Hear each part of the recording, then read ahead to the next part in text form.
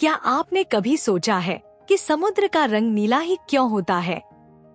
सदियों तक दुनिया के महान वैज्ञानिक भी इस सवाल का गलत जवाब देते रहे, लेकिन इस रहस्य को सुलझाया एक भारतीय जीनियस ने, वो भी सिर्फ 200 रुपए के मामूली उपकरणों से।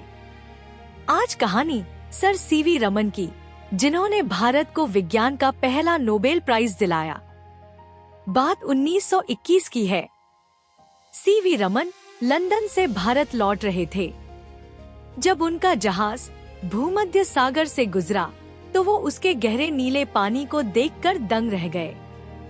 उस समय माना जाता था कि समुद्र आसमान का रिफ्लेक्शन है, लेकिन रमन को इस पर यकीन नहीं था। उन्होंने जहाज पर ही अपने छोटे से इंस्ट्रूमेंट से एक्सपेरिमेंट किया और साबित कर दिया कि पानी खुद रोशनी को बिखेरता है। भारत आकर उन्होंने अपनी रिसर्च जारी रखी। सालों की मेहनत के बाद 28 फरवरी 1928 को उन्होंने रमन इफेक्ट की खोज की।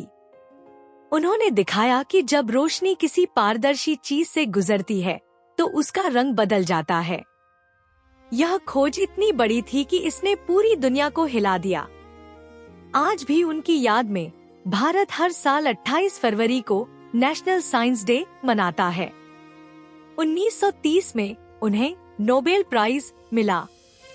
वो ये सम्मान पाने वाले पहले एशियाई और अश्वेत व्यक्ति थे, लेकिन प्राइज लेते समय उनकी आंखों में आंसू थे, क्योंकि उस वक्त भारत गुलाम था और वहाँ तिरंगा नहीं बल्कि ब्रिटिश झंडा लहरा रहा था।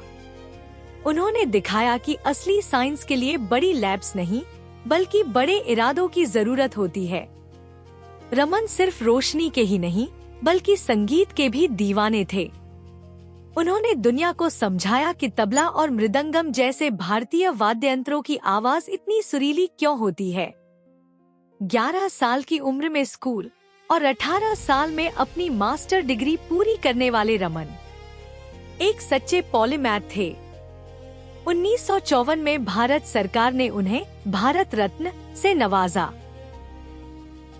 ऐसी ही और भी मोटिवेशनल कहानियों और सीखने के सफर के लिए जुड़े रहिए मेधावाटिका से। मेधावाटिका, जहां जिज्ञासा बनती है खोज। अगर आप भी अपने बच्चे की जिज्ञासा को भविष्य की खोज में बदलना चाहते हैं, तो आज ही जुड़िए हमारे गेमिफाइड लर्निंग इकोसिस्टम से, क्योंकि आज की सही सीख ही कल की बड़ी उड़ान है।